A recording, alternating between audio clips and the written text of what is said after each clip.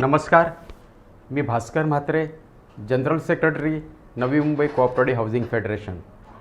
श्रीयुत अनिल कवडेसाहेब, सहकार आयुक्त व निबंधक सहकारी संस्था पुणे महाराष्ट्र राज्य ह्यांच्या संकल्पनेतून डीम कन्व्हेन्स ही मोहीम वरचेवर राबविण्यात येते आणि त्याचाच एक भाग म्हणून आज आपण डीम कन्व्हेन्स म्हणजे काय, ते कसे करावं आणि त्याचे प्रोसिजर काय, त्याचबरोबर कन्व्हेन्स म्हणजे काय आणि कन्व्हेन्सचे फायदे कोणते त्याबद्दल मार्गदर्शन करण्यासाठी आज आपण ॲडव्होकेट परब सरांना इथे आमंत्रित केलेलं आहे.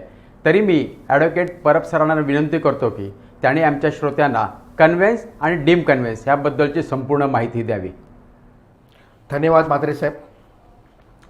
डीम कन्व्हेन्स ह्या सर्व प्रोसेसची एक आपण सिरीज चालवणार आहोत आणि या सिरीजमध्ये राईट फ्रॉम कन्व्हेन्स, डीम कन्व्हेन्सचा कन्सेप्ट काय आहे, त्याची प्रोसेस काय आहे, त्याला लागणारे डॉक्युमेंट्स कुठले आहेत, DDRच्या ऑर्डरच्या नंतर ॲड्ज्युडिकेशनची प्रोसेस कशी असते, म्युटेशन एंट्रीज कसे करतात, सर्व प्रोसिजर जी आहे ती आपण ह्या सिरीजमध्ये डिटेलमध्ये डिस्कस करणार आहोत. आणि हे असे सिरीज वेगवेगळे लेक्चर्स कंबाईन करून एक टोटल ऑल टुगेदर डीम कन्व्हेन्सची सिरीज होणार आहे. ऑनरेबल कमिशनर श्री अनिल कवडे साहेब ह्यांची एक संकल्पना आहे की डीम कन्व्हेन्स जी आहे ती डीम कन्व्हेन्सची जी मोहीम आहे ती सर्व महाराष्ट्रामध्ये पसरावी आणि त्याचा उपयोग जो आहे तो सर्व सोसायटीजनी त्याचा उपयोग करून घ्यावा आणि जे टायटल आहे, जी ओनरशिप आहे ती आपल्या नावावर करून घेणं हा त्याच्या मागचा एक मोठा उद्देश आहे. त्याचप्रमाणे सर्व फेडरेशन्सनी मिळून ही मोहीम जी आहे ती राबवलेली आहे आणि त्याचाच एक छोटासा भाग म्हणून ही आपण लेक्चर सिरीज जी आहे ती सुरुवात करत आहोत.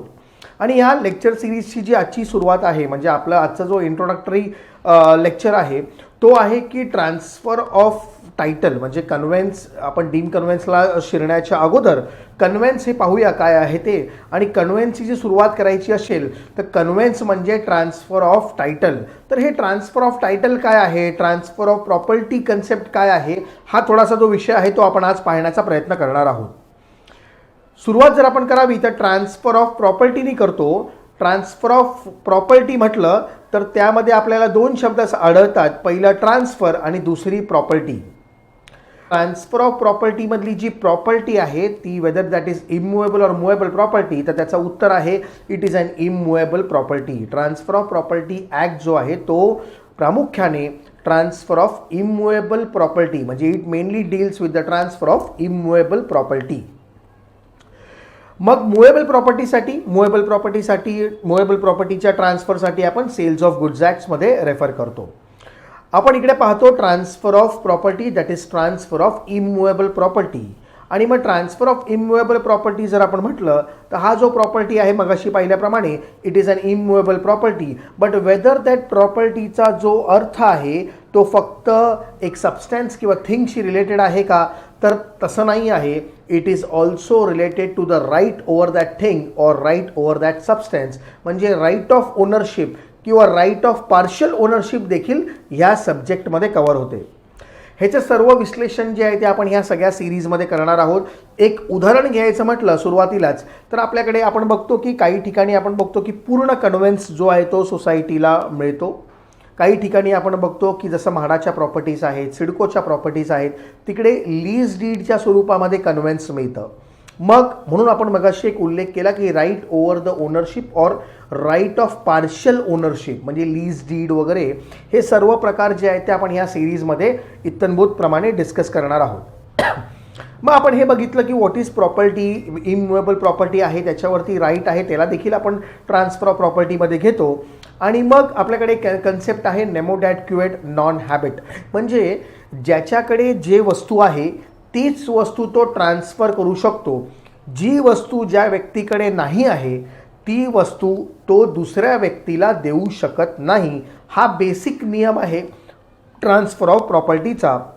ज्या वेळेला आपण कन्व्हेन्स आणि डीम कन्व्हेन्स डिस्कस करतो तर कन्व्हेन्स घेताना किंवा डीम कन्व्हेन्स घेताना ज्या व्यक्तीकडे जे टायटल आहे ते टायटल आपल्याला मिळतं, ही बेसिक प्रिन्सिपल आहे.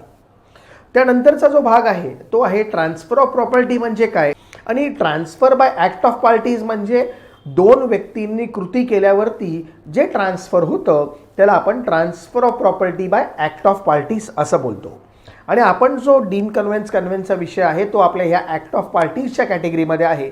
म्हणून सेक्शन 5 ज्या वेळेला ओपन होतो तर transfer of property is an act by which one living person conveys property in present or in future to other living person or himself. म्हणजे दुसरा मुद्दा जो आपल्या समोर आता इकडे येतो आहे तो transfer of property is an act by which one living person conveys property one living person to other living person. ही जी संबोधना आहे व्हॉट इज पर्सन म्हणजे पर्सन लिव्हिंग पर्सन फक्त लिव्हिंग बीइंगसाठी म्हटलेलं आहे, फक्त ह्युमन बीइंगसाठीच म्हटलेलं आहे का लिव्हिंग पर्सन संबोधना ही कुठल्याही कंपनीला किंवा सोसायटीला असोसिएशनला इंडिव्हिज्युअल्स बॉडीला त्यालाही लागू होतं. तर हा विषय आपण बघतो की ज्या वेळेला आपण कन्व्हेन्स करतो डीम कन्व्हेन्स करतो त्यावेळेला कंपनी ट्रान्सफर करते संस्थेला देखील लिव्हिंग पर्सन आहे, कंपनी देखील लिव्हिंग पर्सन आहे का तर येस कंपनी संस्था association of individuals body corporate incorporate तर ह्या सगळ्या ज्या आहेत त्या देखील एक लिव्हिंग पर्सनच्या कॅटेगरीमध्ये येतात. आणि म्हणून ज्या वेळेला आपण ट्रान्सफर ऑफ प्रॉपर्टीचा उल्लेख करतो त्यावेळेला one living person conveys property in present or in future to other living person त्यावेळेला person can be any person, living person can be any person म्हणजे means a company also, a society also, association also or an individual also. Next part जो आहे त्या living पर्सनच्या पुढे असं डेफिनेशनमध्ये म्हटलेलं आहे one living person conveys property in present or in future. मग प्रॉपर्टीच्या पुढे in present or in future म्हटलेलं आहे. वेदर प्रॉपर्टी जी आहे ती फ्युचर प्रॉपर्टी कन्वे करता येते का म्हणजे भविष्यात मिळणारी प्रॉपर्टी जी आहे ती कन्वे करता येते का तर सुप्रीम कोर्टामध्ये ही केस गेली होती आणि Jugal Kishore versus raw cotton company ह्या केसमध्ये ऑनरेबल सुप्रीम कोर्टाने हे डिसाईड केलेलं आहे की property shall always be in present.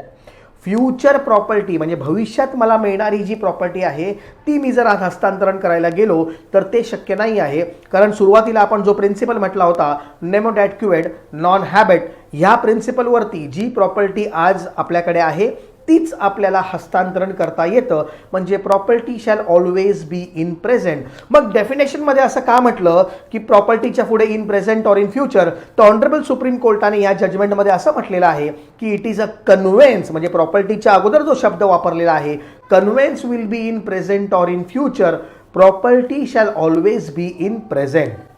आणि म्हणून आपण पाहतो आपल्या कोऑपरेटिव्ह हाऊसिंग सोसायटीमध्ये ज्यावेळेला आपण कन्व्हेन्स करतो त्यावेळेला ऑक्युपेशन सर्टिफिकेट रेराचा जर आपण कायदा बघितला किंवा मोफा कायदा बघितले तर ऑक्युपेशन सर्टिफिकेट आल्यापासून पोझेशन घेतल्यापासून आपण नंतर 3 महिने 4 महिन्याच्या कालावधीमध्ये आपण कन्व्हेन्स जो आहे तो बिल्डरला डेव्हलपरला जो आहे तो बांधील करून दिलेला आहे. Conveyance can be in future म्हणजे हस्तांतरण जे आहे कंप्लीट ट्रान्सफर ऑफ प्रॉपर्टी जो आहे that can be in future but property shall always be in present. तर असं हे ट्रान्सफर ऑफ प्रॉपर्टीचं जे डेफिनेशन आहे त्या डेफिनेशनच्या सुरुवात करून आपण कन्व्हेन्स आणि डीम कन्व्हेन्स ह्या टॉपिकमध्ये एंटर करत आहोत. ह्याच टॉपिकला पुढे आपण नेक्स्ट सिरीजमध्ये इलॉबरेट करणार आहोत व्हॉट इज कन्व्हेन्स आणि what is then deemed conveyance आणि मग तो टॉपिक घेऊन आपण नेक्स्ट लेक्चर सिरीजमध्ये घेणार आहोत नेक्स्ट लेक्चरमध्ये घेणार आहोत. या सिरीजच्या नेक्स्ट लेक्चरमध्ये हा आपण एक इंट्रोडक्टरी लेक्चर जो होता कन्व्हेन्स आणि डीम कन्व्हेन्सची ती एक सुरुवात केलेली आहे आणि जसं आपण पहिलं सांगितल्याप्रमाणे ऑनरेबल श्री अनिल कवडे साहेबांच्या संकल्पनेमधनं डीम कन्व्हेन्स मोहीम जी आहे ती सर्वांनी ह्या मोहिमेचा लाभ घ्यावा त्या हेतूने ही आपण सिरीज जी आहे ती सर्वांसमोर आणत आहोत. धन्यवाद.